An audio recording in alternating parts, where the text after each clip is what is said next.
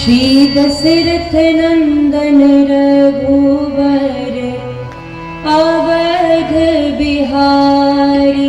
श्री दशरथ नंदन रघुवर अवध बिहारी। श्री दशरथ नंदन अवध बिहारी। श्री दशरथ नंदन रघुवर अवध बिहारी। श्री दशरथ नंदन अवध बिहारी।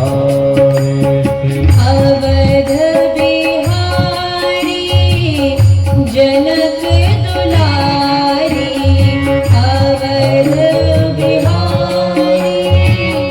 जनक दुलारी अवध बिहारी। जनक दुलारी अवध बिहारी। जनक दुलारी। श्री दशरथ नंदन रघुवर अवध बिहारी। श्री दशरथ नंदन रघुवर अवध बिहारी। श्री दशरथ नंदन अवध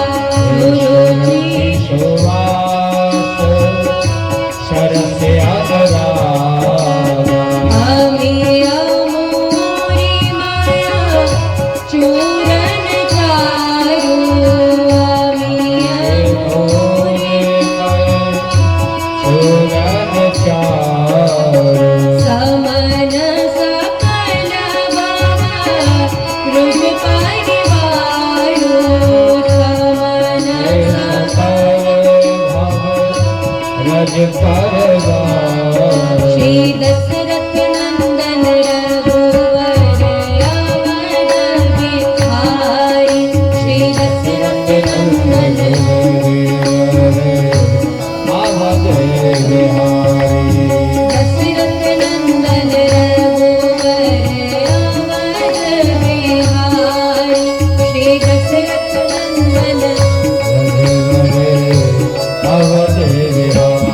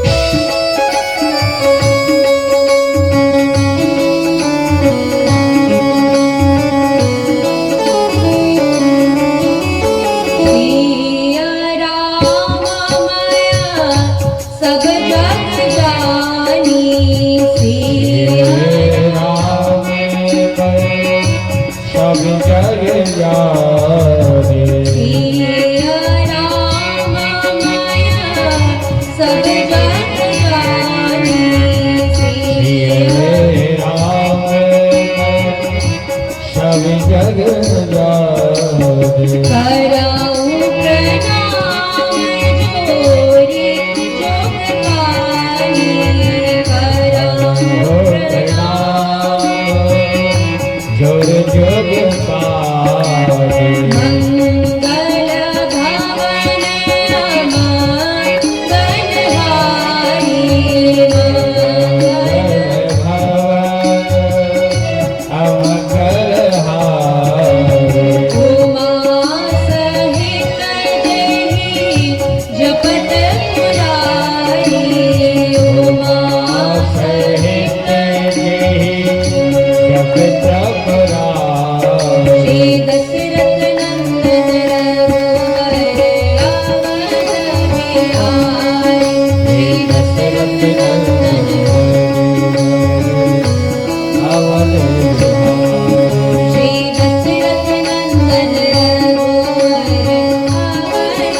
बिहारी श्री दशरथ नंदन अवध बिहारी जनक दुलारी अवध बिहारी जनक दुलारी श्री अवध बिहारी श्री जनक दुलारी श्री अवध बिहारी जनक दुलारी श्री दशरथ नंदन रघुवर अवध बिहारी श्री दशरथ नंदन अवध बिहारी श्री दशरथ नंदन रघुवर अवध बिहारी श्री दशरथ नंदन रघुवर अवध बिहारी श्री दशरथ नंदन रघुवर अवध बिहारी श्री दशरथ नंदन रघुवर अवध हे भक्त विष्णु भगवान की। भाई लाइट पर ध्यान दें, क्या होगा? बोलिए भक्त वत्सल भगवान की, श्री हनुमान जी महाराज की, श्री अयोध्या धाम की, सरयू मैया की, श्री जनक जी महाराज की, श्री जनक दुलारी श्री जानकी मैया की। जय जय श्री सीताराम।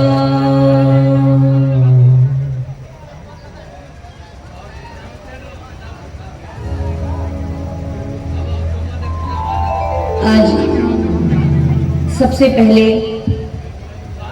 आप सभी को माता श्री जानकी जी के पावन प्रकटोत्सव की, जन्म महामहोत्सव की, जानकी नवमी की हार्दिक शुभकामनाएं एवं बधाई।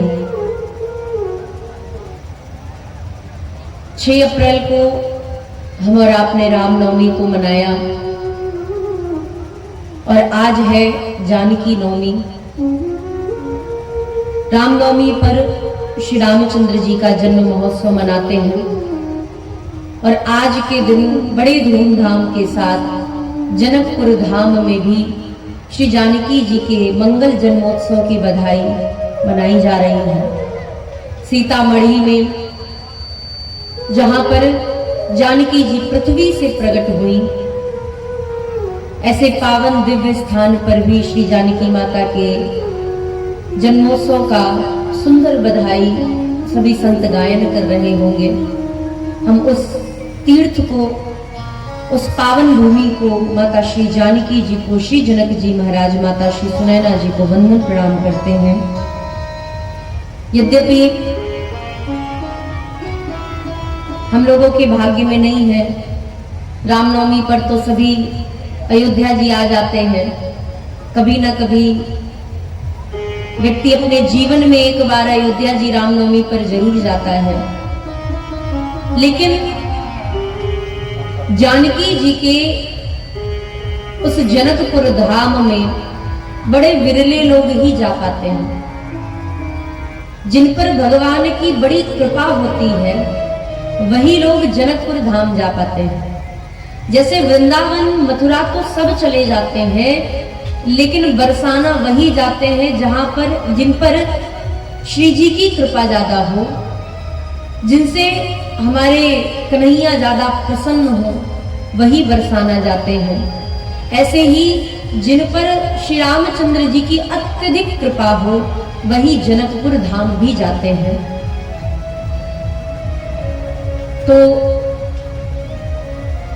आज कथा प्रारंभ हो उससे पूर्व माता जानकी जी को हम और आप वंदन प्रणाम करें, क्योंकि राम जी के जन्म महोत्सव पे राम जी के जन्म की कथा सुनते हैं। तो आज जानकी जी का जन्मोत्सव है, तो जानकी जी को भी प्रणाम करना चाहिए।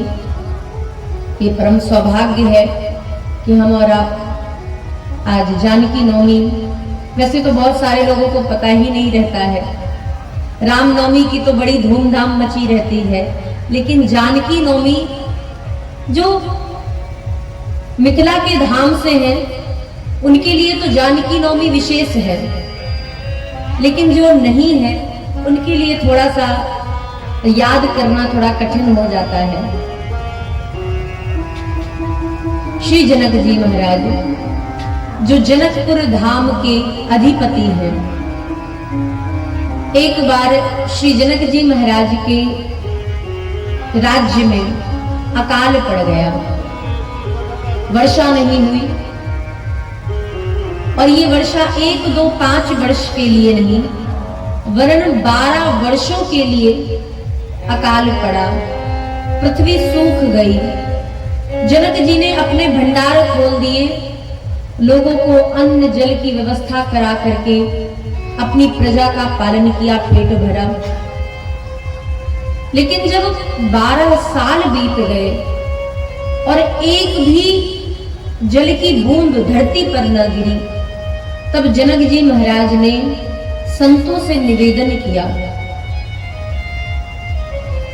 प्रजा अपने भगवान राजा से कहती है और राजा अपने भगवान संत से कहते हैं और संत अपने भगवान इष्ट देव से कहते हैं। प्रजा के लिए उसका भगवान, उसकी भगवान उसका राजा है, राजा के लिए उसका भगवान उनके पुरोहित अथवा संत समाज है, और संतों के लिए उनके भगवान ठाकुर जी हैं।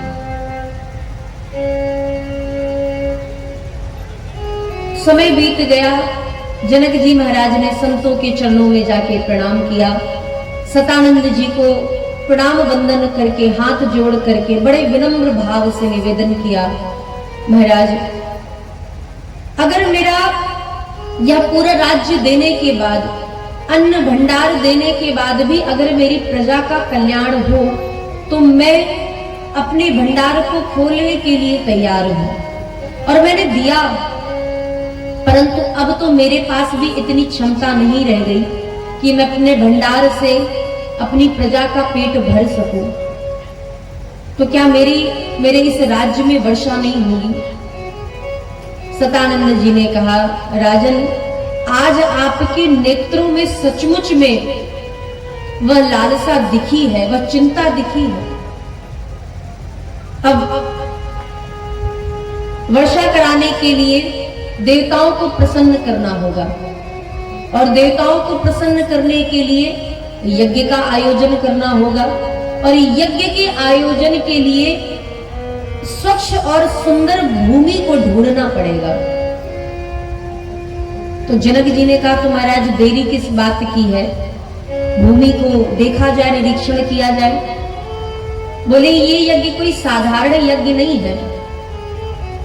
यद्यपि यज्ञ से देवता प्रसन्न होकर के वर्षा करते हैं, धन धान्य पूरित हो जाता है, वह राज्य जहां यज्ञ होता है, लोगों को प्रसन्नता मिलती है, जीवन के क्लेश समाप्त हो जाते हैं, दुख विपत्तियां दूर चली जाती हैं, ग्रह नक्षत्र योग सब कुछ हमारे पक्ष में हो जाते हैं। यज्ञ से बहुत लाभ है, लेकिन यज्ञ को प्रारंभ कराने के लिए आपको भूमि को देखना पड़ेगा। और भूमि देखने के लिए, क्योंकि ऐसी भूमि जो एक प्रकार से पूरी तरीके से सूख गई है, उस भूमि पर हल चलाना पड़ेगा। उस भूमि पर हल चलाने के बाद उस भूमि को जोतने के बाद उस भूमि पर यज्ञ किया जाएगा। जनक जी महाराज ने कहा, तो फिर कैसे, इसका क्या, किस प्रकार से इसे पूर्ण कराया जाए? तो सतानंद जी ने कहा, इस यज्ञ को करने के लिए जो हल मूसल लगेगा, जिससे पृथ्वी जोती जाएगी, वह सोने का हल होना चाहिए, स्वर्ण का। और सोने के बने हुए हल से, जैसे हल में, जैसे जब किसान भूमि को जोतने के लिए खेत पे आता है तो उसके साथ 2 बैल रहते हैं, लेकिन राजन उन बैल की जगह पे आपको और आपकी धर्म पत्नी महारानी श्री सुनैना जी को रहना पड़ेगा, तब जाकर के उस पृथ्वी को जोता जाएगा। और जब उस पृथ्वी को जोता जाएगा तब वह भूमि यज्ञ के योग्य बनेगी। अगर आप ऐसा कर सकते हैं तो फिर आप हमें बताइए। जनक जी ने कहा, महाराज इसमें अगर लगाने की आवश्यकता ही क्या है, मुझे तो मेरी प्रजा की रक्षा करनी है, उनके प्राणों की रक्षा करनी है, इसलिए आपसे निवेदन है कि बिना देरी कार्य प्रारंभ किया जाए। सतानंद जी ने कहा, नहीं नहीं, एक बार आपको अपनी पत्नी से पूछना पड़ेगा, क्योंकि आप तो ठहरे पुरुष, लेकिन माता श्री सुनैना जो रानी भी है, और ऐसे नहीं कि खड़े खड़े पृथ्वी को जोता जाए। तो बोले एक आपके दोनों हाथ जमीन पर, और ये जो घुटने हैं ये भी आपके जमीन पर रहने चाहिए। जैसे 4 पैर से बैल चल करके उस जमीन को जोतते हैं, वैसे ही आपको भी बैल बन करके ही उस जमीन को जोतना पड़ेगा। आप अपनी पत्नी से एक बार निर्णय करें। जनक जी ने माता सुनैना जी के पास जाकर के सारी बात बताई। सुनैना जी ने कहा, प्रभु आप पूछने क्यों आए हैं? मैं आपकी धर्म पत्नी हूँ, मेरा पूरा कर्तव्य है कि मैं आपके साथ रहूं, और अपनी प्रजा के पालन के लिए अगर मुझे प्राणों को भी न्यौछावर करना पड़े तो मैं तैयार हूं। आप प्रारंभ करें, सारी व्यवस्था देखिए। और उसी समय श्री जनक जी महाराज ने आकर के सतानंद जी को श्री सुनैना जी के उस कार्य को करने का निर्णय लेने की सारी बात बताई। जनक जी महाराज ने सोने का हल बनवाया और पृथ्वी पर चले। महाराज एक जैसे बैल चलते हैं वैसे ही घुटनों के बल जमीन पर दोनों हाथों को रख करके घुटने के बल से जब दोनों राजा रानी मिलकर के उस जमीन को जोतने लगे, तो एक स्थान पर कई दिनों के बाद जमीन को जोतते जोतते कई दिनों के बाद एक स्थान पर हल जाकर के अटक गया। अब बड़ा प्रयास करे राजा रानी मिलकर के कि हल को निकाला जाए, लेकिन जब हल नहीं निकला तो उस जमीन को खोदा गया। और जैसे ही जमीन को थोड़ा सा खोदा गया तो देखा क्या कि महाराज वह पृथ्वी अपने आप से स्वयं पृथ्वी को फाड़ करके सहस्त्र दल के कमल पर, जो कमल सहस्त्र नाग पर के फनों पर विराजमान था, उन सहस्त्र नागों के फनों पर विराजमान सहस्त्र दल कमल के ऊपर एक अष्टदल कमल था।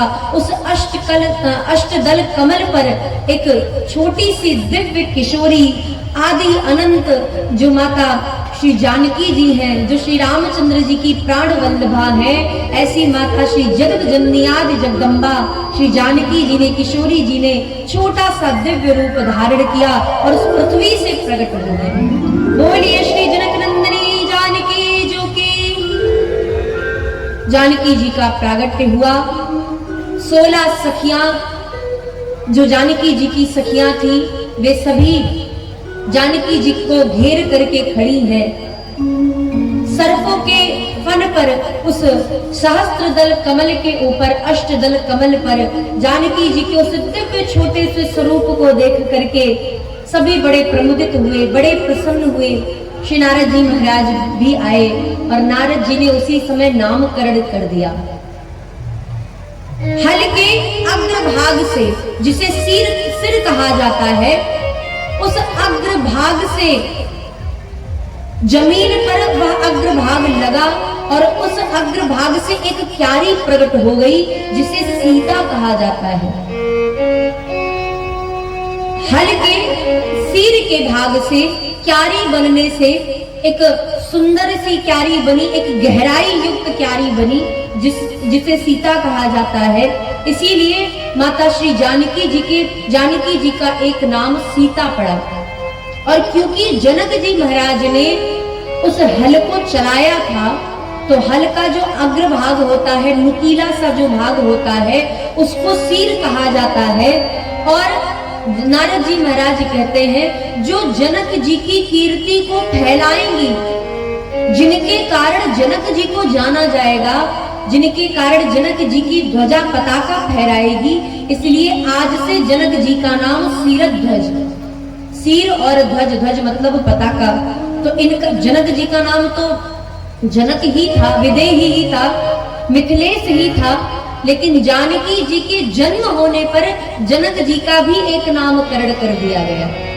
ऐसी माता श्री जानकी जी जिनके जन्म पर पिता का भी एक नाम हुआ है, जिनके जन्म पर पिता को भी एक नाम मिल गया। ऐसे जनक जी सीरध्वज कहलाए।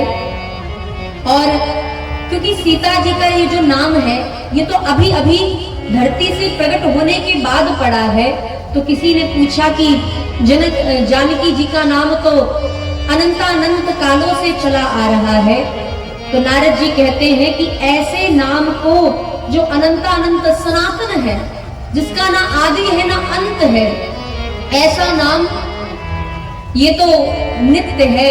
हमारी जानकी जी नित्य किशोरी हैं, उनका नाम भी नित्य है, इसलिए जानकी जी का एक नाम सीता पड़ा है।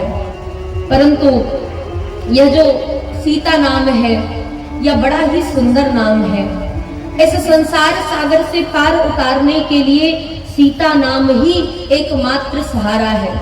जैसे राधे राधे रटो चले आएंगे बिहारी, जैसे कृष्ण को बुलाने के लिए राधा नाम का सहारा लेना पड़ता है, श्री जी के चरणों का सहारा लेना पड़ता है, ऐसे ही राम जी की भक्ति को प्राप्त करने के लिए जानकी जी के चरणों में प्रार्थना करनी पड़ती है। हमारे यहाँ श्री रामानंदाचार्य जी के जो संप्रदाय है, इसमें जो आदि गुरु बताई गई है वो हमारी श्री जानकी जी ही है। जानकी जी से ही राम नाम मंत्र प्रारंभ हुआ है। आदि गुरु तो हमारी जानकी जी ही है, राम जी का मंत्र देने वाली, हनुमान जी को राम जी से मिलाने वाली। यद्यपि हनुमान जी राम जी से बहुत पहले मिल चुके थे, बचपन में भी मिले थे, और उसके बाद ऋषिमुख पर्वत पे भी मिले। जब सुग्रीव से मित्रता करवाई हनुमान जी ने, उस समय भी हनुमान जी रामचंद्र जी से मिले। लेकिन जो एक पिता और पुत्र का प्रेम होता है वो हनुमान जी से, जानकी जी की कृपा से ही प्राप्त हुआ है। हनुमान जी को, हनुमान जी तो राम जी को अपना स्वामी मानते थे, लेकिन जानकी जी ने हनुमान जी को अपना पुत्र मान करके एक संबंध स्थापित कर दिया। सेवक स्वामी का भाव बड़ा अद्भुत है, लेकिन पिता और पुत्र का जो संबंध है ये संसार में कहीं ज्यादा सुंदर है महाराज। पुत्र पिता से सब कुछ कह सकता है, लेकिन सेवक स्वामी से कुछ नहीं कह सकता। एक मर्यादा भी है, और एक स्वामी और सेवक का जो संबंध है उसमें सेवा के भाव से सेवक कभी भी अपने स्वामी से अपने हृदय की बात को कहने में संकुचित हो जाता है। तो ऐसे संबंध को स्थापित करने वाली भी हमारी माता श्री जानकी जी ही हैं। इसलिए राम जी की कृपा तो जानकी जी की कृपा से ही प्राप्त होती है। आदि गुरु हमारी जानकी जी हैं। भगवान की भक्ति प्राप्त करनी हो, इसीलिए जानकी जी को भक्ति कहा गया है। श्री किशोरी जी को, श्री राधा रानी को भक्ति स्वरूपा कहा गया है।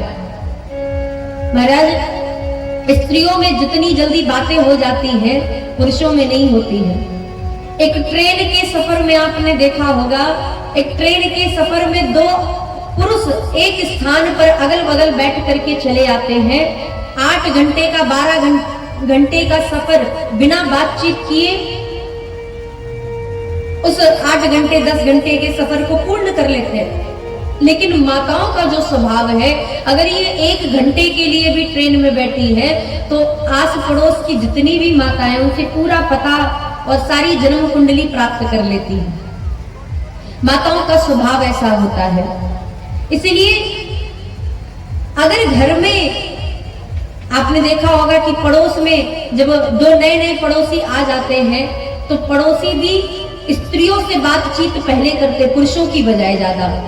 पुरुषों से हो सकता है कि नए पड़ोसी आए, वो साल भर बाद बात हो दोनों पुरुषों में, लेकिन माताओं में दूसरे दिन ही बात प्रारंभ हो जाती है।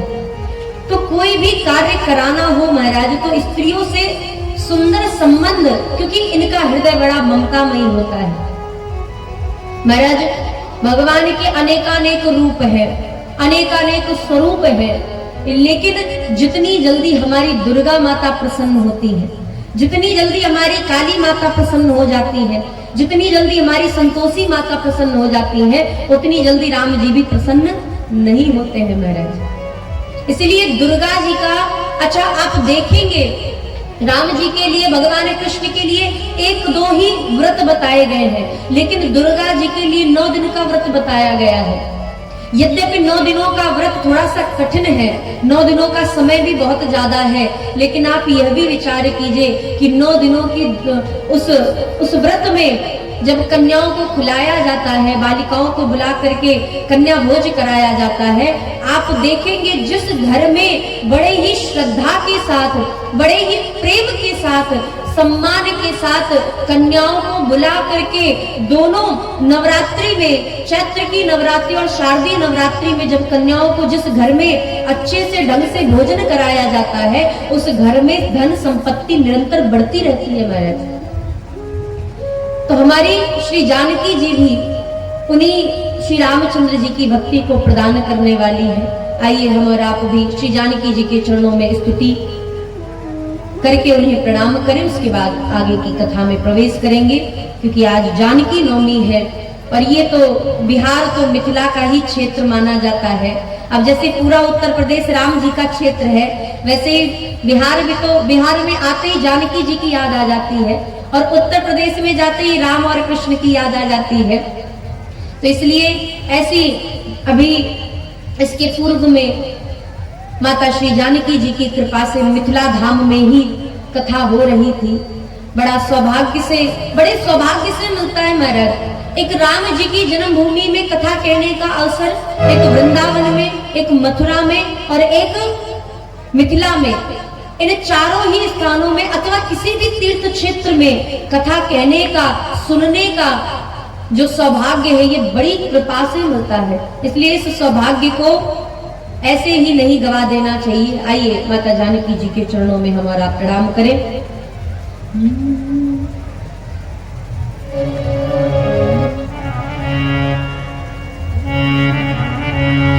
भई प्रगट कुमारी भूमि विदारी, जनहितकारी भयहारी, अतुलित छवि भारी, मुनि मनहारी, जनक दुलारी सुकुमारी। भई प्रगट कुमारी भूमि विदारी, जनहितकारी भयहारी, सुंदर सिंहासन तेहि पर आसन, कोटि हुतासन दुतिकारी, सिर छत्र विराजे सखी संग राजे, निज निज कारज कर धारी, सुर सिद्ध सुजाना हनय निशाना, चढ़े विमाना समुदाई, बरसहि बहुधूला मंगल मूला, अनुकूला सिय कन गाई,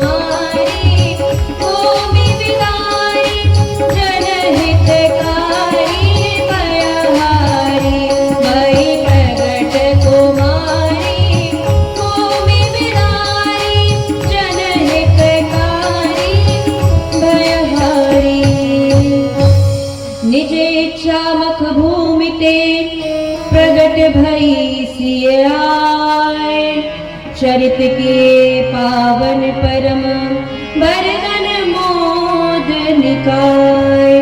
बोलिए श्री जनक नंदनी जानकी जोगी, श्री राम प्राण वल्लभा की।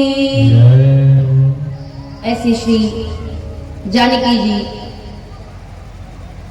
जिनकी आज पावन नवमी पर हम सभी लोग अपने हृदय से माता श्री जानकी जी के चरणों में वंदन प्रणाम करें। और आइए अब कथा में प्रवेश करें।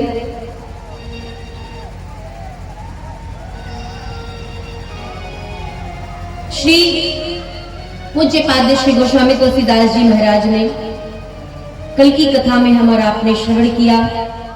पूज्य श्री गोस्वामी जी महाराज रामचरितमानस के सप्त श्लोक में नवमणियों को प्रणाम करते हैं, जिनमें गणेश जी और श्री सरस्वती जी को प्रणाम किया।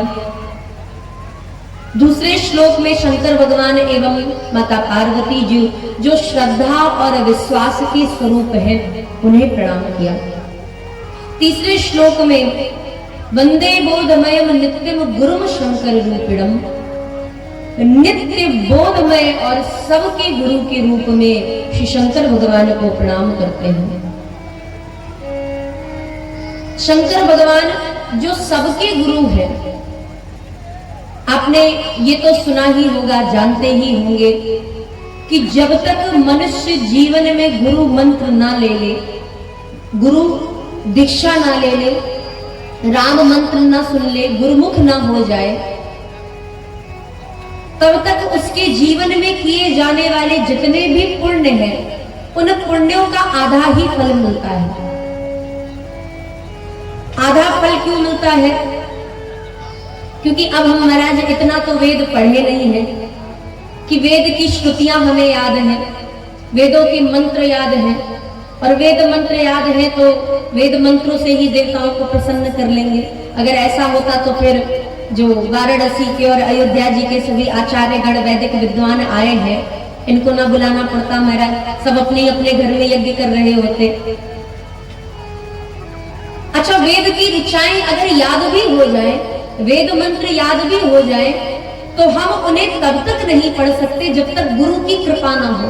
जब तक गुरु मंत्र ना ले ले तब तक भी हम वेद पाठ नहीं कर सकते। पहला नियम तो यही है कि वेद पाठ करने से पहले यज्ञोपवीत और शिखा होनी चाहिए, यज्ञोपवीत हो जाना चाहिए। द्विज हम कहलाए, द्विज का अर्थ जिसका दूसरा जन्म हो, और दूसरा जन्म कब होता है? जब यज्ञोपवीत होता है। और यज्ञोपवीत सिर्फ पुरुषों का ही होता है, स्त्रियों का तो होता नहीं है महाराज। और जब पुरुषों का यज्ञोपवीत, इसीलिए वेद, जो वेद का मंत्र है, ये जो कर्मकांड आप देख रहे हैं, ये वेद मंत्रों के माध्यम से हो रहा है। और वेद पढ़ने का अधिकार स्त्रियों को नहीं है। भागवत कथा पढ़ सकती है, राम कथा पढ़ सकती है, सुनने का अधिकार है, कहने का अधिकार है, पढ़ने का अधिकार है, लेकिन कब? जब गुरु की शरण हो और गुरु की आज्ञा हो तब। परंतु वेद मंत्र स्त्रियां नहीं पढ़ सकती, गायत्री मंत्र स्त्रियां नहीं पढ़ सकती, महामृत्युंजय का मंत्र स्त्रियां नहीं पढ़ सकती। महामृत्युंजय तो वैसे किसी को भी नहीं पढ़ना चाहिए महाराज। महामृत्युंजय जितना लाभकारी है उतना ही घातक भी है। गायत्री मंत्र जिसे हम और आप आसानी से बच्चों को याद हो जाता है, स्कूल में पढ़ाया जाता है। जब प्रेयर होती है तो बच्चे कहीं किसी स्कूल में गायत्री मंत्र भी बच्चे प्रेयर में गाते हैं। लेकिन गायत्री मंत्र कभी भी स्त्रियों को नहीं गाना चाहिए। यहाँ तक कि जिन पुरुषों ने यज्ञोपवीत धारण नहीं किया है, जिन्होंने गुरु मंत्र नहीं लिया है, उन्हें भी गायत्री मंत्र बोलने का, उच्चारण करने का कोई अधिकार नहीं है। गायत्री मंत्र का तो इतना नियम है कि महाराज ये गायत्री मंत्र जब व्यक्ति पढ़े तो उसे अपने आप को भी न सुनाई पड़े, मन में ही बोलना है और आवाज नहीं निकलनी चाहिए महाराज। हम और आप माइक पे सुनते हैं, ये जो YouTube वगैरह पे आपने देखा होगा गायत्री मंत्र बजता है, इसे ऐसे ही नहीं सुना जाता है, ऐसे ही नहीं गाया जाता है। तो बहुत सारे नियम है, बहुत सारे नियमों का पालन करना पड़ता है। और वेद मंत्र सबको याद नहीं होता, और याद हो भी जाए तो बिना गुरु की आज्ञा के, बिना गुरु मंत्र के उसका पाठ भी नहीं किया जा सकता है। तो कहने का तात्पर्य कि ये जो यज्ञ हम और आप देख रहे हैं, ये यज्ञ, ये जो कर्म कांड है, इसे हर व्यक्ति, हर मनुष्य नहीं कर सकता है। और अगर मान लो कर भी लिया, मान लो स्तोत्र आदि, स्तुति आदि, दुर्गा सप्तशती आदि, ये जितने भी गीता पाठ आदि अगर हम कर भी लेते हैं तो बिना गुरु मंत्र लिए इसका आधा पुण्य मिलता है। आप कोई भी धर्म करते, आपने ये तो सुना ही होगा कि कन्यादान करने से पहले भी गुरु मंत्र लेना चाहिए। ऐसा नियम है यहाँ पे कि नहीं है महाराज? या नहीं है? शास्त्रों में हमने अपने गुरुदेव भगवान से सुना है, कोई भी ऐसा दान, कन्या भी एक दान ही है, कन्यादान, अन्न दान, ज्ञान का दान, धन का दान, किसी भी प्रकार का दान करने से पहले गुरु मंत्र ले लेना चाहिए।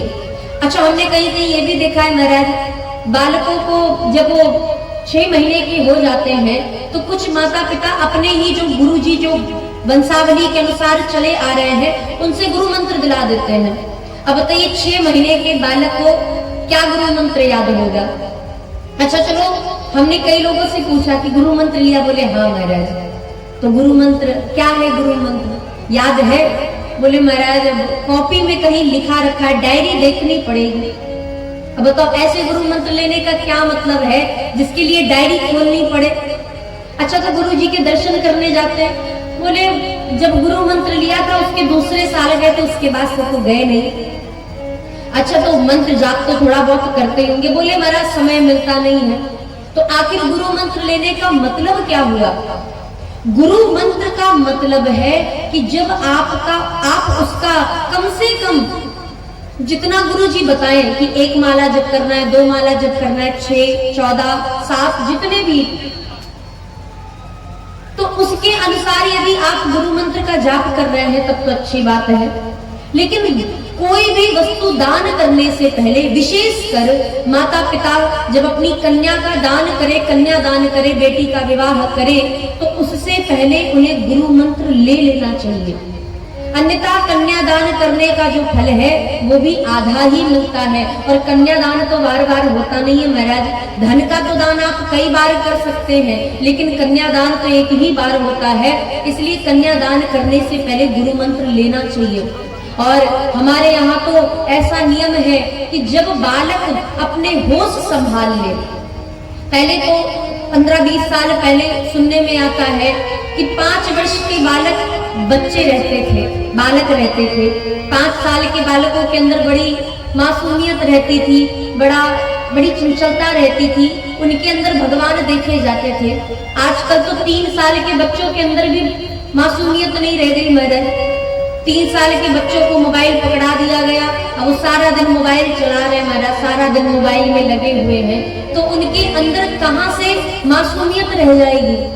सारा दिन माता पिता, पहले तो बच्चों के घरों में हमने देखा है, हम भी जब छोटे थे महाराज, लोगों के घर में खिलौने मिलते थे। आजकल लोगों के घर में खिलौने देखने को नहीं मिलते। क्यों? क्योंकि सारा जितने भी खिलौने हैं ना महाराज, इनका पूरा स्थान मोबाइल ले लिया है। पहले बच्चे गर्मियों में बैठ करके टूटे हुए खिलौने से खेलते थे। आजकल माता पिता सो जाते हैं तो बच्चे मोबाइल लेकर के भागते हैं, और माता पिता ने ही अधिकार दे रखा है। ये आप बच्चों के साथ आज आपको नहीं पता चल रहा है, हमें नहीं पता चल रहा है, क्योंकि हमारे बचपन में भी बहुत ज्यादा मोबाइल नहीं आया था, छोटा वाला मोबाइल चलता था महाराज, और जब बड़ा वाला आया भी था तो हम लोगों तक नहीं पहुंचा था। तो उस समय तक बच्चों के अंदर वो शरारत रहती थी, वो मासूमियत रहती थी। पर आज के बच्चों के अंदर 3 साल के बच्चे तो महाराज, जो माता पिता को नहीं पता होता है वो बच्चों को पता होता है। मोबाइल कैसे खोलना है बच्चे जान रहे हैं महाराज। तो बच्चा जब होश संभाल ले, आजकल के 10 साल के बच्चे होश संभाल लेते हैं, तो जब बच्चा होश संभाले उसी समय उसे गुरु मंत्र दिला देना चाहिए, क्योंकि जब लोहा गर्म होता है, अगर उस गर्म लोहे पर आप हथौड़ा मारेंगे तो वो ढल जाएगा। आप अपने बच्चे को समय रहते जिस उम्र में जिस चीज में ढाल देंगे उस उम्र में वो उसी में ढल जाएगा। तो अपने बच्चों को ज्यादा से ज्यादा भक्ति के मार्ग में लेकर के जाइए। फिर जब बच्चे बड़े हो जाते हैं, जब जवान हो जाते हैं, 20-25 साल के हो जाते हैं, तो माता पिता अपना सर फोड़ रहे होते हैं कि बच्चा हमारी बात नहीं मानता। कैसे मानेगा महाराज? जब उसे आपने अच्छे मार्ग पे, जब उसका समय था, आपने उसे अच्छे मार्ग पे लगाया नहीं। एक बात हमेशा ध्यान रखिएगा, माताओं से निवेदन है, हम हमेशा ये बात अपनी कथा में कहते हैं, सोचते हैं क्या पता किसी को समझ आ ही जाए महाराज। एक बात हमेशा ध्यान रखिएगा कि 10 वर्ष से लेकर के 17 साल के बच्चे तक, क्योंकि अब तो सरकार में 18 साल के बच्चे को पूर्ण समझदार मानती है, इसीलिए वोट देने का अधिकार उसके पास आ जाता है, विवाह करने का अधिकार आ जाता है, नागरिकता मिल जाती है। 12 साल से लेकर के 10 साल, आज के समय में अगर कहा जाए, पहले तो 12 साल था, लेकिन आज के बच्चों के अंदर 10 साल से लेकर के 17 साल के बच्चों तक आप अगर उन्हें धर्म के मार्ग में लगा के रखेंगे तो वो हर मार्ग में आगे बढ़ेगा। ऐसा मत सोचिए कि आपने उसे मंदिर भेजा तो वो कल को संत बन जाएगा। अरे संत बनना इतना आसान नहीं है महाराज। डॉक्टर बनना आसान है, वकील बनना आसान है, इंजीनियर बनना आसान है, संत बनना बहुत कठिन है। संत कोई ऐसे ही नहीं बन जाता है। इसलिए बच्चों को भजन में लगाइए। ये एक ऐसा मार्ग है कि इस मार्ग में यदि आपके लड़का लड़की दोनों आ गए तो उनके जीवन में आपको चिंता करने की जरूरत नहीं पड़ेगी। वो इतना समझदार हो जाएंगे कि अपने जीवन को विवेकता के साथ विवेकपूर्ण में जीवन जी सकेंगे। अपने जीवन में अपना हित अनहित, धर्म अधर्म का अच्छे से ज्ञान रख सकेंगे। इसलिए बच्चों के अंदर धर्म संस्कार डालिए, अपने बच्चों को सनातन धर्म से जोड़िए। सनातन धर्म से जोड़ेंगी तो कल को वो कहीं पे भी रहे उनके ऊपर आंच नहीं आएगी महाराज, वो हर मार्ग में आगे चले जाएंगे। और हमने देखा है बहुत सारी माताएं आती हैं, कहती महाराज आपके जैसे बच्चे हो तो बड़ी अच्छी बात है। अरे हमारे जैसे बच्चे होने के लिए कोई अलग से पढ़ाई थोड़ी ना करनी है कि भगवान ने अलग से महाराज मिट्टी लेकर के हमें बनाया है या संतों को बनाया है। यही जो चमड़ी हर मनुष्य के पास है, यही चमड़ी संतों के पास भी है, हमारे पास भी है। अंतर क्या है? अंतर बस इतना है कि हमें हमारे माता पिता के माध्यम से संतों की कृपा की, ठाकुर जी की कृपा, गुरुदेव भगवान की कृपा, हम कहेंगे महाराज सबसे ज्यादा मनुष्य के जीवन में यदि भगवान से भी ज्यादा अगर किसी की कृपा मिलती है तो वो है गुरु की कृपा। क्योंकि गुरु आपके प्रत्यक्ष रूप से आपको आशीर्वाद देते हैं, भगवान तो बाद में आशीर्वाद देते हैं। इसलिए बच्चों को गुरु मंत्र दिलवाइए, उन्हें गुरु मंत्र से जोड़िए, उन्हें गुरु के चरणों से जोड़िए। अगर वे संत से जुड़ जाएंगे, अगर वे भगवंत से जुड़ जाएंगे तो उनके अंदर कभी भी किसी भी प्रकार का दोष नहीं आएगा। तो ऐसा अपने बच्चों को संस्कार दीजिए, गुरु मंत्र दिलाइए, समय रहते दिलाइए। हमने देखा है महाराज 80-80 वर्ष के पुरुष, 90-90 वर्ष की माताएं अपने जीवन में एक ग्लानि को लेकर के बैठी रहती हैं कि पूरा जीवन हमने अपने परिवार में लगा दिया, लेकिन जहां इस संसार को हमें छोड़ करके जहां जाना था उसके लिए तो हमने कोई तैयारी ही नहीं की महाराज। जब माताएं कोई सोना चांदी खरीदती हैं तो क्या कहती हैं? अरे सब तो यही रखा रह जाएगा। ये तो कहते हैं ना महाराज, ये सब तो यही रखा रह जाएगा। क्यों? ये आपका घर नहीं है? तो पूछो नहीं नहीं ये हमारा घर नहीं है, हमारा घर तो वो है। तो वहां जाने के लिए क्या तैयारी की? तो माताओं को, पुरुषों को 90 वर्ष की उम्र पर आने पर बड़ी ग्लानि होती है कि अरे हमने तो वहां जाने के लिए कोई तैयारी की ही नहीं। गुरु मंत्र लीजिए, गुरु की कृपा यदि आपके जीवन में हो जाए तो निश्चित है कि भगवान की कृपा अपने आप से हो जाएगी। जो लोग कहते हैं ना कि भजन करने बैठते हैं लेकिन मन नहीं लगता है, क्यों नहीं लगता है?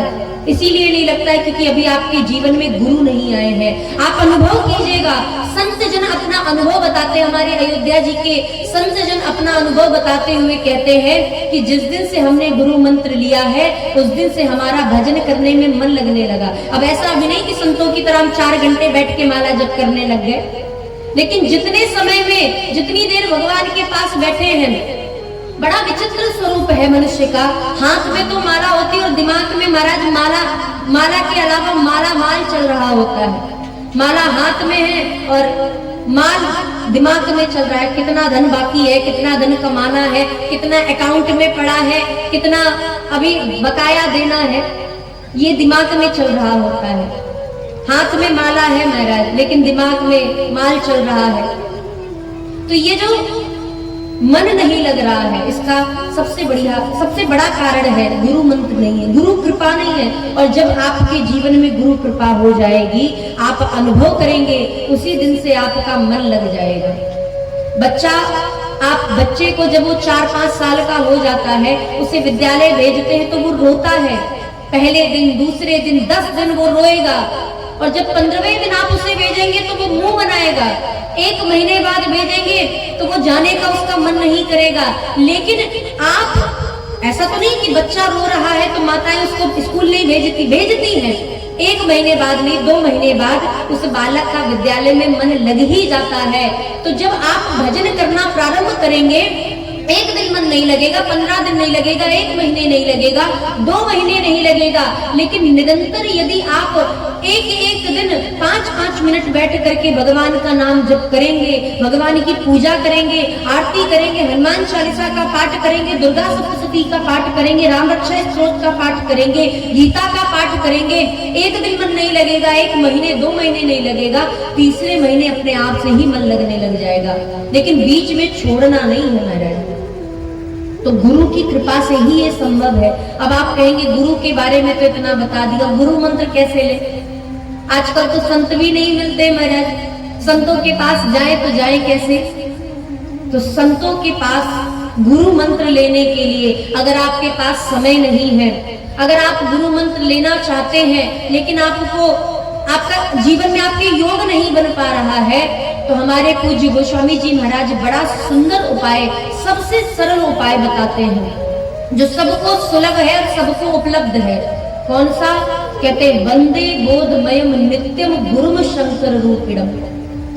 कुछ नहीं करना है, शंकर भगवान के मंदिर में जाइए, जल 1 लोटा जल ले लीजिए, दूध हो तो दूध ले लीजिए, फल मिल जाए तो फल ले लीजिए, फूल मिल जाए तो फूल ले लीजिए, और दक्षिणा तो ले ही लीजिए महाराज, वो तो सबके पास है, गांधी जी तो सबके पास रहते हैं महाराज।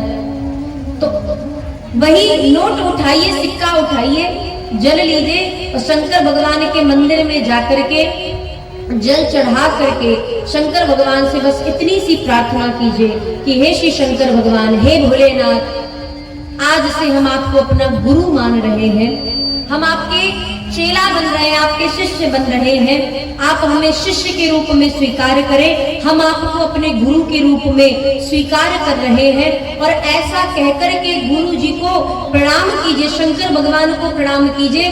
फिर आप कहेंगे कि गुरु जी तो कान में मंत्र देते हैं, तो शंकर भगवान कहाँ से मंत्र देंगे?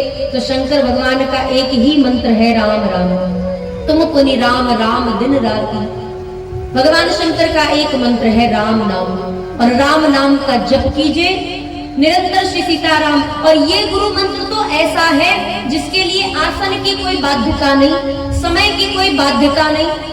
जब आप गुरु जी से गुरु मंत्र लेते हैं तो आपका आसन भी पवित्र होना चाहिए, तुलसी की माला होनी चाहिए, वस्त्र धुले रहने चाहिए, साफ होने चाहिए, शरीर स्वच्छ होना चाहिए। और एक आसन पे बैठ करके मंदिर में, कहीं पे भी, गौशाला में, मंदिर में, अपने घर के स्थान में बैठ करके मंत्र जाप किया जाता है। लेकिन जब शंकर भगवान से आप गुरु मंत्र ले लेते हैं तो उसके लिए ना तो किसी आसन की आवश्यकता है, ना ही किसी एक माला की आवश्यकता है। काम करते रहिए और नाम जप करते रहिए, आप देखेंगे बड़ी जल्दी ऐसा बालक बन जाएगा कि आपको कोई संत मिल जाएंगे और आप अचानक से ही उनसे गुरु मंत्र ले लेंगे। अब ऐसा नहीं कि शंकर भगवान को गुरु बना लिया तो संत की खोज बंद कर दीजिए, अयोध्या जी जाना बंद कर दीजिए। गुरु जी तो घर के बगल में ही बैठे हैं महाराज, सबके घर के बगल में ही शंकर भगवान का मंदिर रहता है। तो ऐसा नहीं कि बगल के एक गुरु जी हैं तो गुरु मंत्र लेकर के भूल गए, नहीं, अयोध्या जी जाइए, किसी संत के पास जाकर के चरणों में प्रणाम कीजिए, फल लीजिए, फूल लीजिए, वस्त्र लीजिए, दक्षिणा लीजिए, माला लीजिए और ले जाकर के गुरु जी के चरणों में चढ़ा करके गुरु मंत्र ले लीजिए। वो प्रत्यक्ष गुरु है और शंकर भगवान से आपने एक उपाय मांगा है कि आपसे गुरु मंत्र ले लेंगे तो हमें बहुत जल्दी गुरु मिल जाएंगे। इसलिए तुम त्रिभुवन गुरु वेद बखाना। गोस्वामी जी कहते हैं चाहे मनुष्य हो, नर हो, नाग हो, किन्नर हो, गंधर्व हो, देव हो, पितर हो, कोई भी हो महाराज, सबके अगर कोई गुरु है तो वो है श्री शंकर भगवान। तुम त्रिभुवन गुरु वेद बखाना। शंकर भगवान किसी के द्रोही नहीं है। दैत्य भी अगर तपस्या करते हैं तो शंकर भगवान से ही प्रार्थना करते हैं, उन्हीं की तपस्या करते हैं। तो ऐसे श्री शंकर भगवान को गुरु के रूप में प्रणाम किया। गुरु की शरण जाने का बड़ा महत्व है। गुरु की शरण में जाने के बाद आपने देखा होगा बड़ा सरल सा उदाहरण है। पिता कभी भी अपने पुत्र को लेकर के गांव-गांव नहीं घूमता है कि पिता अपने छोटे से बालक को गोद में ले ले और गांव-गांव घूमे, ऐसा तो नहीं देखा होगा।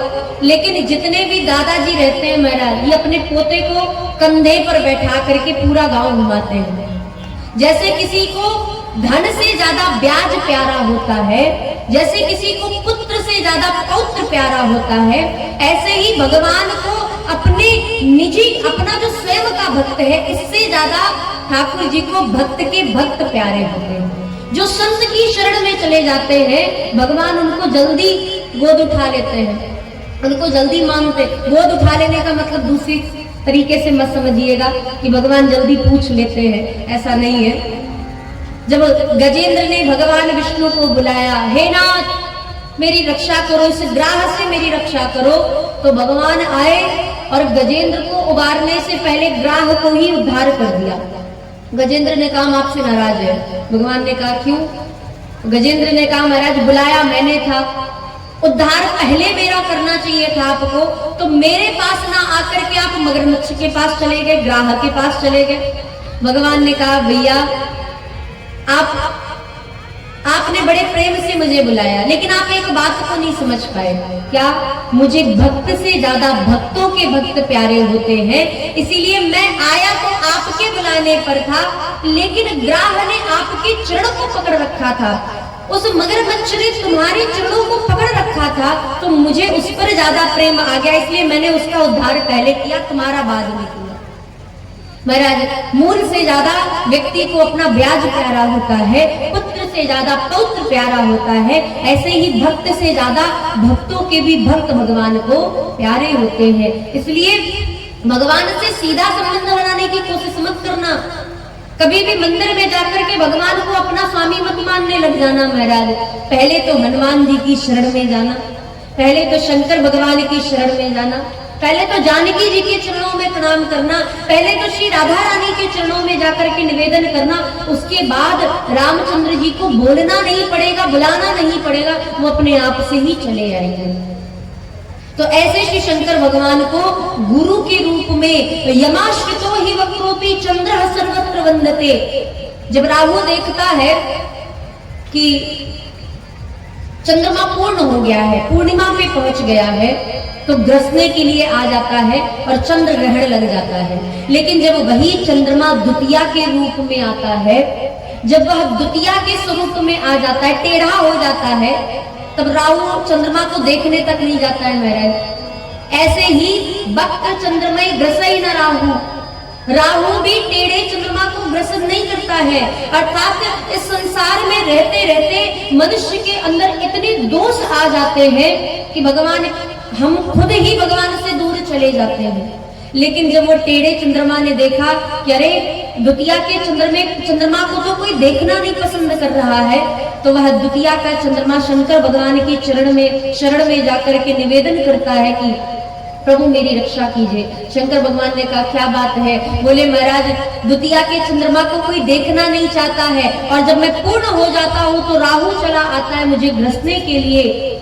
तब भगवान शंकर ने उस द्वितीया के टेढ़े चंद्रमा को उठा करके अपने मस्तक पर सजा लिया और कहते हैं तब से नियम बन गया कि जो भी व्यक्ति द्वितीया के चंद्रमा का दर्शन करता है उसे आज भी इस कलिकाल में भी साक्षात शंकर भगवान के दर्शन करने का फल प्राप्त होता है। इसलिए द्वितीया के चंद्रमा का दर्शन अवश्य करना चाहिए। वो जो टेढ़ा सा पतला सा टेढ़ा चंद्रमा जिसे कोई पूछता तक नहीं था, आज उसके दर्शन करने से शंकर भगवान के दर्शन करने का फल प्राप्त होने लगा महाराज। कैसे? वह टेढ़ा चंद्रमा जब शंकर भगवान के गुरु स्वरूप शंकर भगवान के चरणों में गया, यमाश्रितो ही वक्रोपि वक्र चंद्रमा भी वक्र अपि वक्रोपि चंद्र सर्वत्र वंदते, उस चंद्रमा की सर्वत्र पूजा होने लगी महाराज। ऐसे गुरुदेव भगवान को गोस्वामी जी महाराज प्रणाम करते हैं।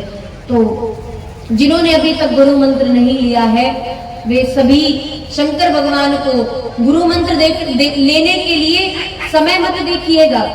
गुरु मंत्र लेने के लिए बस इतना देखना है कि सुबह उठ करके स्नान करके सुंदर साफ कपड़े पहन करके एक लोटा जल लेकर के जाओ। अरे हमारे शंकर भगवान तो इतने प्रसन्न रहते हैं महाराज। और जगह और मंदिरों में तो ये रहता है कि लड्डू खरीद के लेके जाओ, कहीं कहीं पेड़े खरीद के लेके जाओ, कहीं माला खरीद के लेके जाओ। और शंकर भगवान के यहाँ तो कोई नियम ही नहीं है महाराज। वैसे नियम तो यह है कि शंकर भगवान के मंदिर जाने से पहले अपने घर से जल लेकर के जाना चाहिए, लेकिन अब तो इतना भी नियम नहीं है।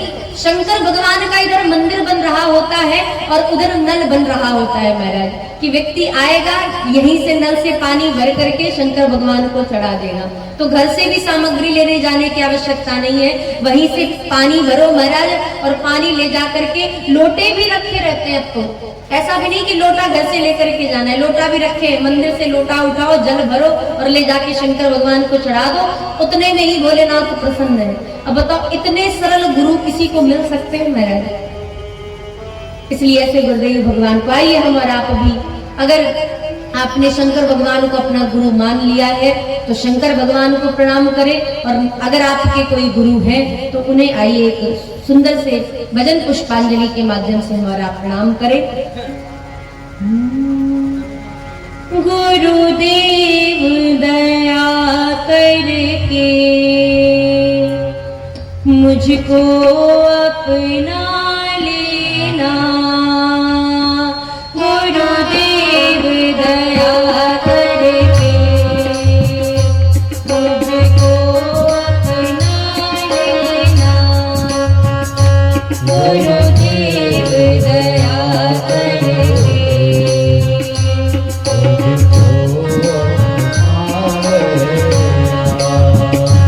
मैं शरण पड़ाते,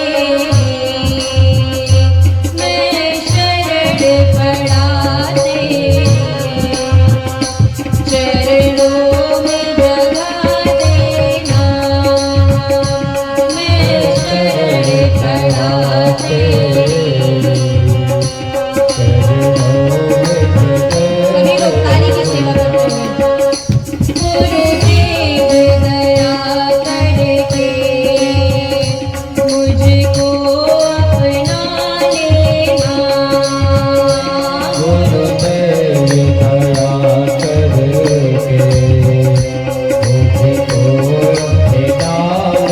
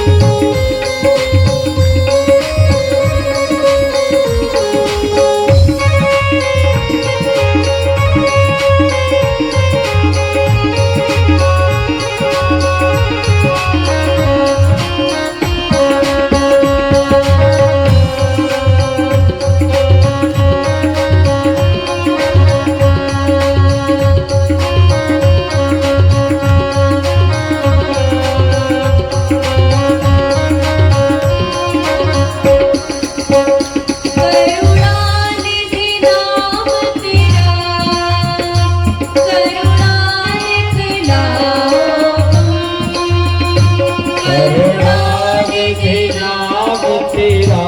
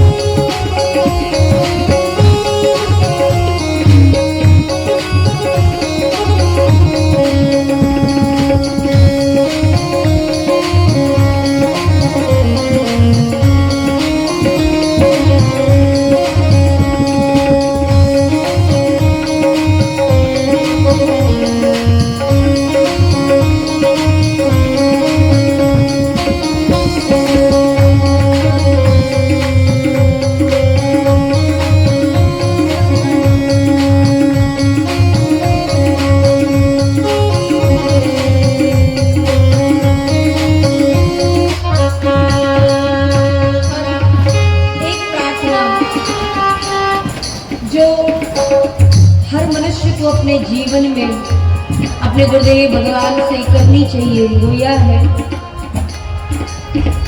पापी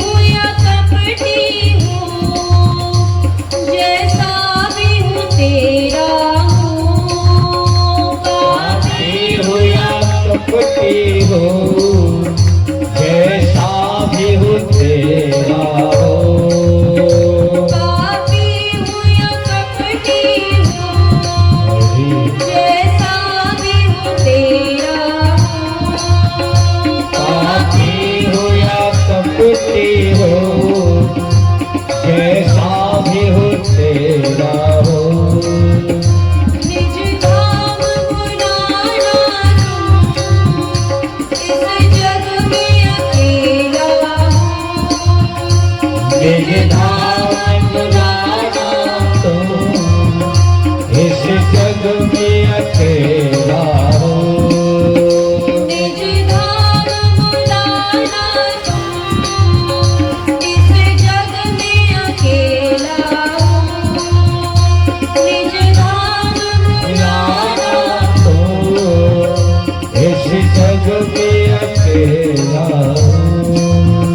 मैं दुख का मारा हूँ, मैं दुख का मारा हूँ। मेरा दुखड़ा मिटा देना, मैं दुख का मारा हूँ। मेरा दुखड़ा मिटा देना। गुरुदेव दया करके मुझको अपना लेना। गुरुदेव दया करके मुझको अपना लेना। मैं शरण पड़ा तेरी चरणों में जगा देना। मैं शरण पड़ा तेरी चरणों में जगह देना। मैं शरण पड़ा तेरी चरणों में जगह देना। मुझको अपना लेना, मुझको अपना चरणों में जगा देना, चरणों में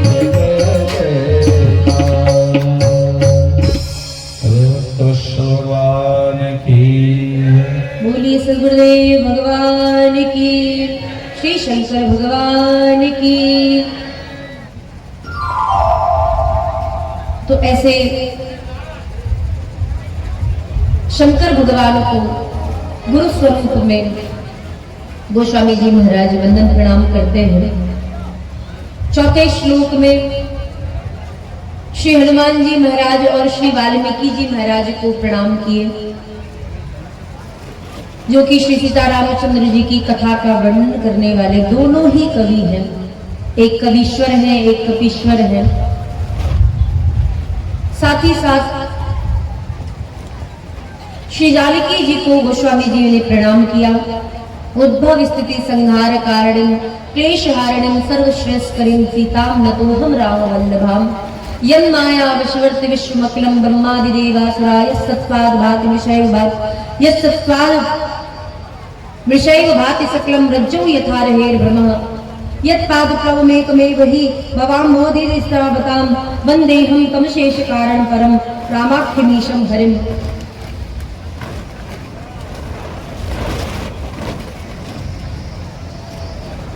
भगवान की ऐसी माया जिसके वशीभूत ब्रह्मा आदि देवता भी हैं, ऐसी माया को भी गोस्वामी जी ने प्रणाम किया और तत्पश्चात अपने भावों को व्यक्त करके पंचदेवों को प्रणाम करके गोस्वामी जी महाराज ने गुरुदेव भगवान को वंदन किया है, प्रणाम किया है चौपाइयों के माध्यम से। अभी तक तो शंकर भगवान को गुरु के स्वरूप में प्रणाम कर रहे थे और अब अपने पूज्य श्री गुरुदेव भगवान को गोस्वामी जी महाराज प्रणाम करते हैं। रामचरितमानस की सर्वप्रथम चौपाई सभी को याद होगी, जिन्हें याद है आइए सभी लोग वंदन प्रणाम करें।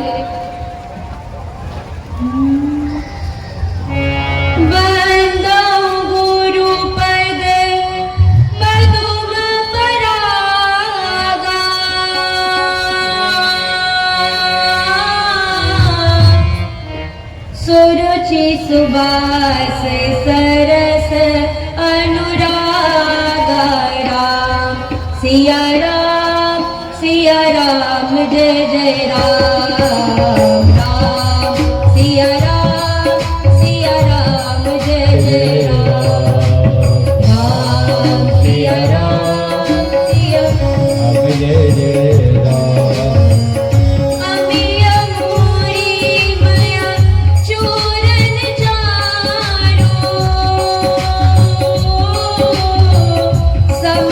सकल बवरुज परिवार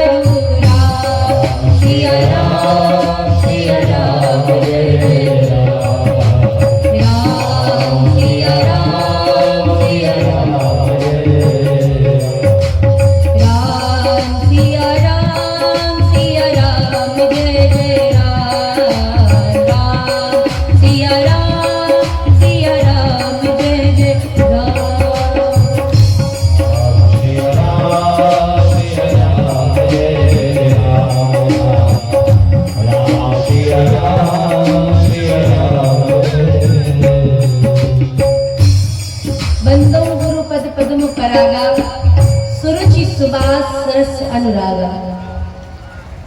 गुरुदेव भगवान के चरण कमल की रज को प्रणाम करते हैं, जिनके चरण कमल की रज से मृत व्यक्ति भी जीवित हो जाए।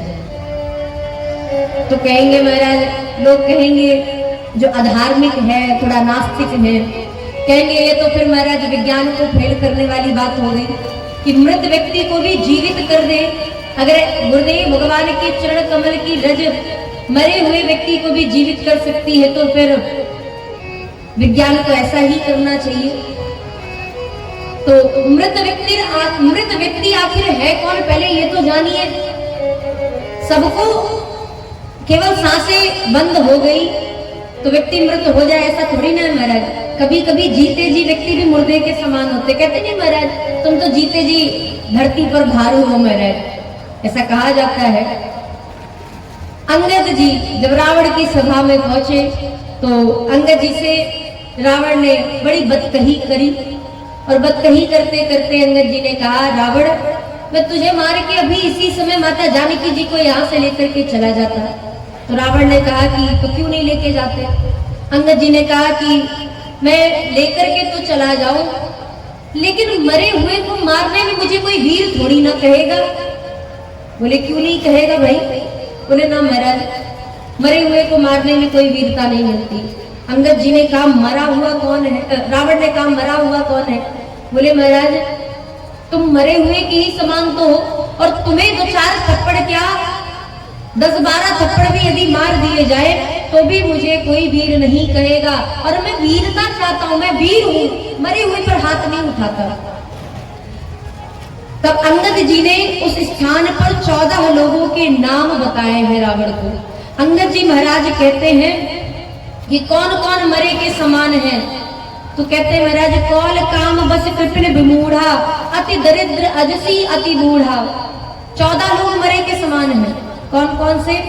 बोले कौल काम बस कृपण विमूढ़ा, जो अत्यंत कामी है महाराज, वो मरे के समान है, जिसकी कामना वासना खत्म ही नहीं हो रही, जीते जी मुर्दे के समान। कृपण, जो कृपण है महाराज, किसी व्यक्ति ने 10,000 रुपए दिए और कहा महाराज आप मुझे आज दे दो, मैं कल लौटा दूंगा जब आपके पास मेरे पास हो जाएंगे तो। और जब हो गए तो कहते कहाँ के पैसे महाराज? कौन से पैसे? हमें तो कोई नहीं याद कि आपने मुझे कोई पैसे दिए, या मेरे ऊपर कोई एहसान किया, या मैं जब गिर गया था तो आपने सहारा देकर के मुझे उठाया। ऐसे व्यक्ति जो एहसान फरामोश है, जिसे सरल भाषा में कहा जाए, ऐसे लोग भी जीते जी मुर्दे के समान है। अति दरिद्र, विमूढ़ा, विमूढ़ा अर्थात एक तो मूर्ख हो गया जिसकी बुद्धि काम नहीं कर रही, एक जो अपने आप को समझदार मानता है, लेकिन महाराज अगर उससे कह दो कि भैया उधर मत जाना, उधर गड्ढा खुदा है, और वो कहे नहीं मैं तो उधर ही जाऊंगा, इसका मतलब तुम कोई मेरे साथ चाल चल रहे हो, और मना करने के बाद भी उसी तरफ जाए, अथवा अपनी एक्स्ट्रा बुद्धि लगाने लग जाए महाराज, ऐसे विमूढ़ व्यक्ति भी जीते जी मुर्दे के समान है। मूर्ख अलग होता है लेकिन समझदार। अब गोस्वामी जी महाराज ने रावण को मूर्ख नहीं कहा महाराज, विमूढ़ा कहा। क्यों कहा? रावण जानता है। रावण को जब पता चला, सुपर्णखा ने बताया कि 2 वनवासी आए हैं, उसके साथ एक बहुत सुंदर नारी है, और उसके जो छोटे भाई, उसका जो छोटा भाई है, उस वनवासी का छोटा भाई, उसने मेरे नाक कान काट दिए। रावण ने कहा तो फिर खरदूषण के पास क्यों नहीं गई? तीसरा के पास जाना चाहिए था। सुपर्णखा ने कहा गई थी। तो बोले महाराज उनको बताया, 14,000 की सेना लेकर के खरदूषण तीसरा तीनों भाई गए। खरदूषण और तीसरा तीनों भाई 14,000 की सेना लेकर के गए, और एक ही बाढ़ में उन वनवासी के बड़े भाई ने 14,000 की सेना को मार डाला, और दोनों भाई ने मिलकर के खरदूषण को मार डाला, तीसरा को मार डाला। रावण को लगा कि खरदूषण को तो कोई मार नहीं सकता, साधारण मनुष्य से मैं तो मर सकता हूँ क्योंकि मैंने वरदान मांगा है, हम काऊ के मरई न मारे बानर मनुष्य जात दुई बारे, मैं तो मर सकता हूँ मनुष्य से, लेकिन खरदूषण और तीसरा को मारने वाला कोई साधारण नहीं, अर्थात नारायण आ चुके हैं, नारायण ने अवतार ले लिया।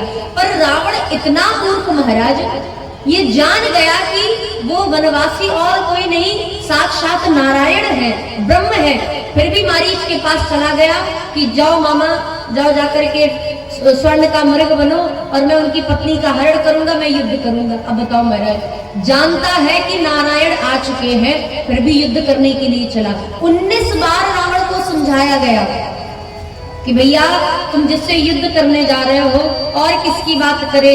मंदोदरी ने कितनी बार समझाया, नाना माल्यवंत ने समझाया, महाराज रावण के पुत्रों ने, भाई ने समझाया, विभीषण जी ने समझाया, कुंभकर्ण ने समझाया, प्रहस्त ने समझाया, लेकिन फिर भी रावण नहीं मान रहा महाराज। 19 बार समझाने के बाद भी रावण नहीं माना। तो कौन है रावण?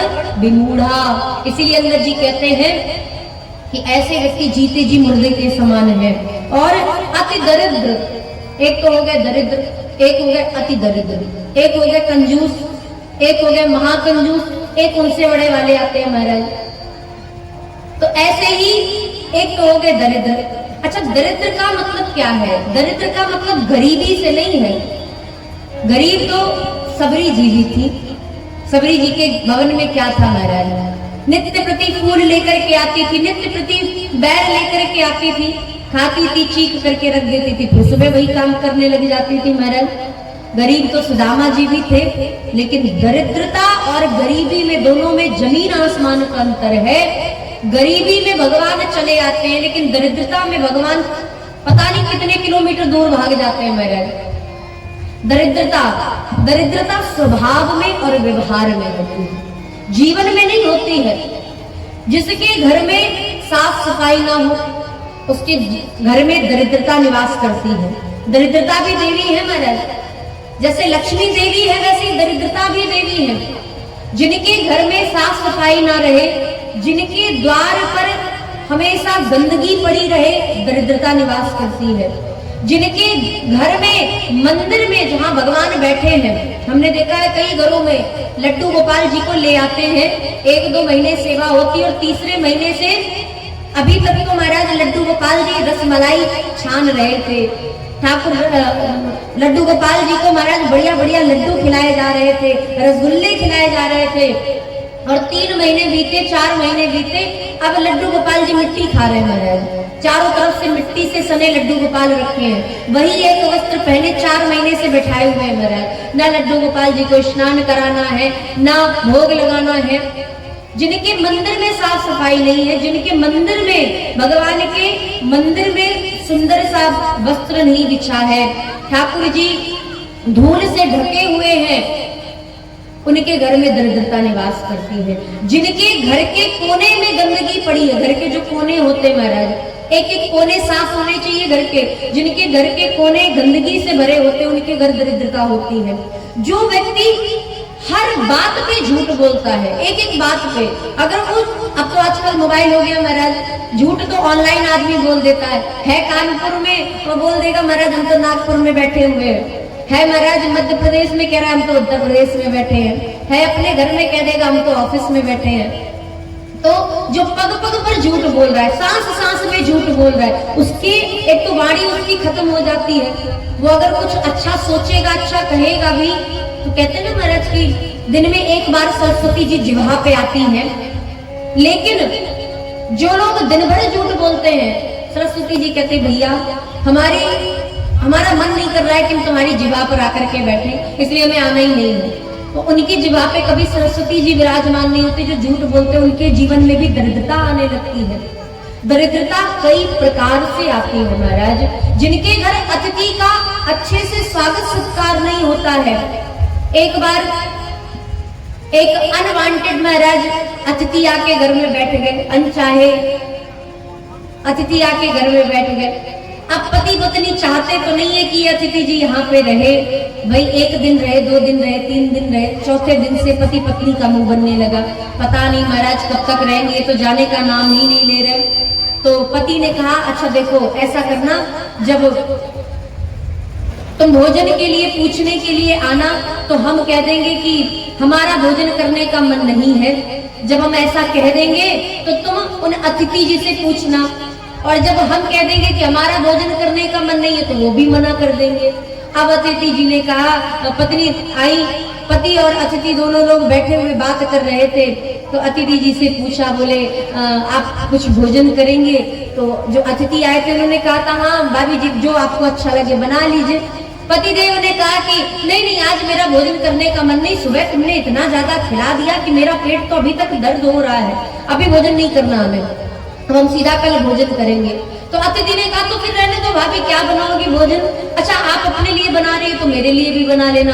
पत्नी ने कहा महाराज क्षमा करना लेकिन पेट तो हमारा भी भरा हुआ है, हमें भी भोजन नहीं करना। अतिथि ने कहा जब तुम आपको नहीं करना आपको भी नहीं करना तो अकेले हमारे लिए क्या भोजन बनेगा, रहने दो हम भी भोजन नहीं करेंगे।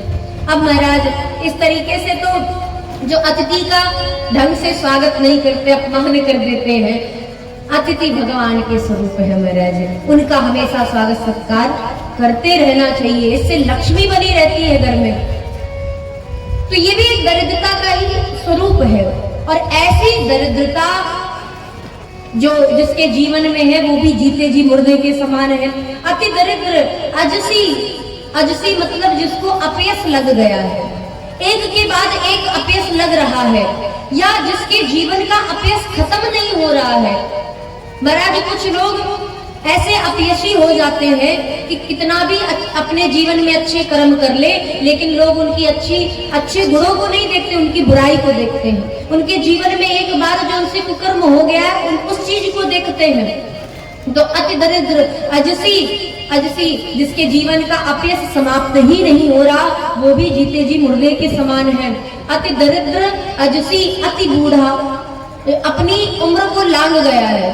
अति बूढ़ा एक तो हो गया महाराज अपनी उम्र से 100 की उम्र से ज्यादा है, लेकिन आपने देखा होगा कि कुछ लोग 100 की उम्र के बाद भी जाने के बाद ढंग से सुनते हैं, अच्छे से चल रहे होते हैं, बिना किसी के मदद के किसी के सहायता के अपना काम कर रहे हो, उनको नहीं कहा गया है। अति बूढ़ा का मतलब जो बिस्तर पे पड़े महाराज, शरीर साथ नहीं दे रहा, बस लेटे हुए महाराज, ना कुछ कर पा रहे हैं, ना कुछ बोल पा रहे हैं, ना सुन पा रहे, बस शरीर चल रहा है, सांसें चल रही है, वो भी अति दरिद्र अजसी अति बूढ़ा। और सदा रोग बस, जो सदा रोग बस है, जिसके जीवन में रोग पे रोग लगा हुआ है, सदा रोग बस। संतत क्रोधी जो अत्यंत क्रोधी है वो भी जीते जी मुर्दे के समान है। और विष्णु विमुख श्रुति संत विरोधी जो विष्णु विमुख है वो भी जीते जी मुर्दे के समान है। लगता है महाराज अग्निदेव प्रकट नहीं होंगे, इंद्रदेव पहले ही प्रकट हो जाएंगे। अभी अग्निदेव आए नहीं है और इंद्रदेव कह रहे हैं भैया हमारा स्वागत करो, हम भी आ रहे हैं।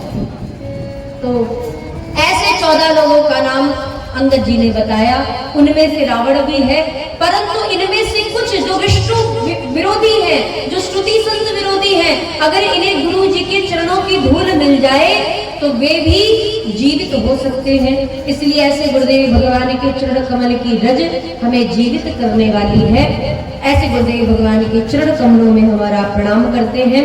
और क्योंकि कथा का समय 9:30 बजे तक ही है, उसके बाद लीला का भी दर्शन अगर वो चाहेंगे तो करवाएंगे महाराज। तो आइए आज की कथा को हम और आप यहीं पे विश्राम करते हैं।